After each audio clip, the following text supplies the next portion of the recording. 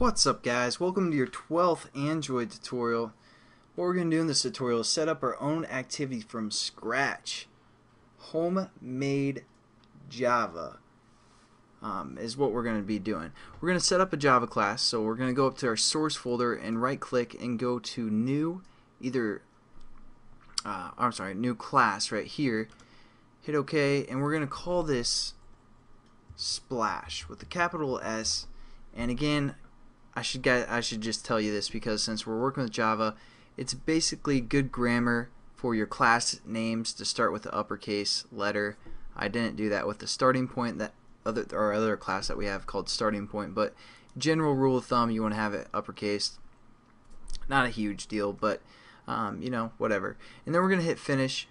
Got our class started. And now as we're just also going to open our starting point class as a reference, you guys can kind of see what we need to set up here. Now, right now it's just a Java class. It's not an activity.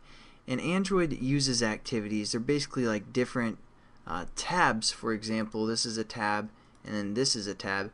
Think of this as an activity for the most part. And then we can open up this activity, and it'll put that previous activity behind it. And then if we hit the back button on our phone, it opens this activity. I don't know if that made sense, but they're basically like different windows or different tabs. That's what an activity is. So we want our Splash to be an activity. So what we're going to say is extends activity. And what extends means is that we're extending the activity class. So we have to import this activity class, which comes from the android.app package, again from the SDK for the most part. So we're going to import that. And what extends means is since we're using or extending this activity class, we can use some of the methods from within that activity class. Now let's go back to the starting point, and we notice that we have this method called onCreate. So we're going to add that real quickly by right-clicking within the brackets, going down to the source, and then going to override implement methods. Click that. And as you can see, here's our activity class that we're extending, and we can use all these methods from within that activity class. There's a method called onCreate, which you guys saw in our starting point activity. So we're going to click this and make sure it's the one that takes a bundle within its parameters. Click OK, and we have our activity for the most part set up, at least our onCreate method set up. And now basically I kind of want to quickly talk on the Java. Just kind of give you guys a little bit better understanding of what's going on. Public, just think of that meaning that it's accessible by other classes or other, for the most part, other classes. If it was private, for the most part, it wouldn't be able to be accessed by those other classes.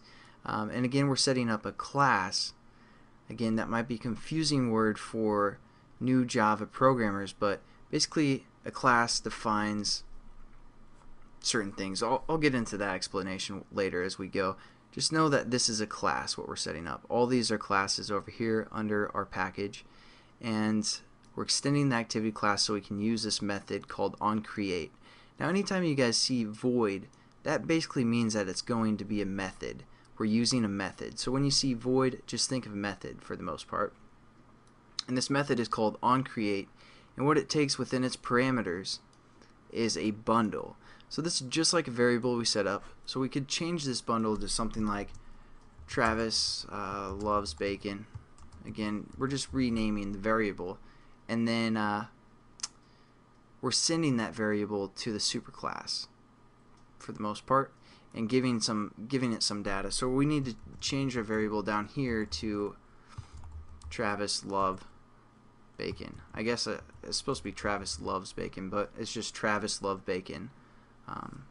That's my middle name and my last name, love bacon. But there we go. So basically we're sending this bundle into our superclass. You guys don't really need to worry about what super is, since again it sets it up for you, but as you guys get into Java, you'll realize what that is actually doing. It's using the method onCreate. Just don't worry about that. Okay, now the other thing that we want to do for this activity is set up the content view. This is how we're going to let this activity have the background of our layout that we just set up called Splash. So to do that, we use the method called SetContentView, and within the parameters we're going to reference that Splash layout by going r.layout.splash. And then we just need our semicolon, and we're good to go. Basically, our activity will load up that new splash, and I'll show you guys how we can basically well, just watch the next tutorial where we're going to get into the Android manifest. Again, thanks guys for watching. Hope you have a good one. Hope that somewhat made sense, and catch you then. Peace.